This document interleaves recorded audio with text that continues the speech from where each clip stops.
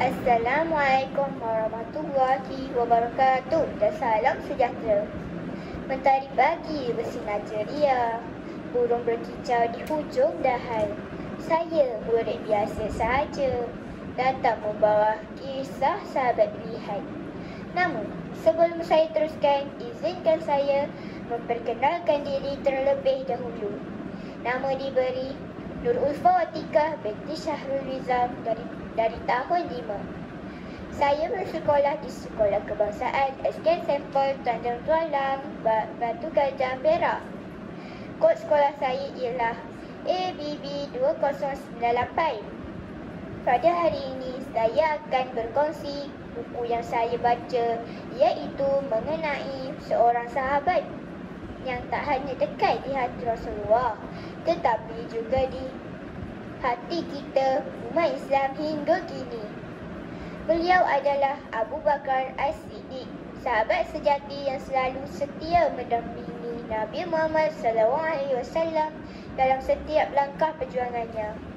Sebelum saya melanjutkan kisah perjalanan hidup beliau, izinkan saya untuk mengingatkan kita semua dengan sebuah pantun.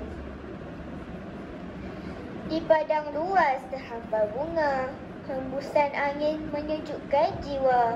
Abu Bakar, sahabat setia, menjadi teladan sepanjang masa. Tajuk buku ini adalah Kisah Hidup Abu Bakar, Sahabat Sejati Nabi Sehidup Semati, yang dikarang oleh M.K. Riza dan Azanil Fitri.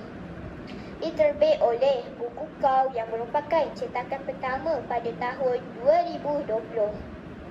Buku ini hanya mempunyai 116 muka surat, jadi ianya sangatlah sesuai dibaca oleh murid sekolah rendah.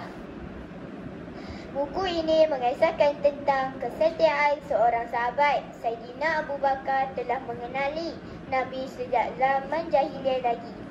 Namun, beliau tidak berasa ragu-ragu dan berasa yakin dengan Nabi.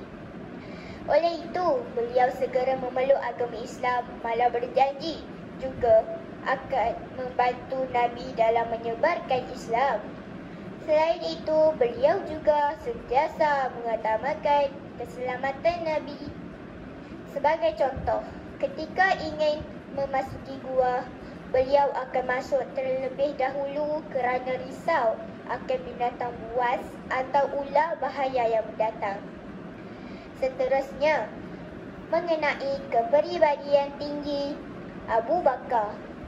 Kepribadian beliau dapat dilihat daripada usahanya membebaskan hamba abdi yang diseksa oleh kaum musyrikin. Antara hamba yang diseksa oleh sebab keislamannya ialah Bilal bin Rabah dan Amir Fuhairah. Sebagai seorang murid, nilai murni yang saya dapat dari kisah ini ialah kesetiaan. Kita mestilah sentiasa bersama sahabat dan guru dalam susah dan senang. Kedua, pengorbanan. Kita perlu sanggup menyerahkan masa, tenaga dan harta kebaikan. Sebagai contoh, menyumbang wang kelas untuk aktiviti amal dan meluangkan masa membantu guru menghiasi kelas. Ketiga, rendah hati, tawadu. Kita tidak boleh sombong walaupun berjawatan atau berjaya. Sebagai contoh, merendah diri ketika mendapat markah tertinggi dan menolong rakan yang lemah. Pengajarannya, semoga perjalanan hidup beliau yang tertulis dalam buku ini menjadi sumber inspirasi buat kita semua.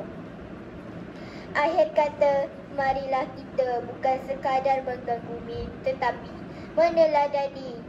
Kerana nilai sebenar sebuah kisah bukan pada seindah mana ia diceritakan, tetapi sejauh mana ia dihayati dan diamalkan. Sekian, terima kasih.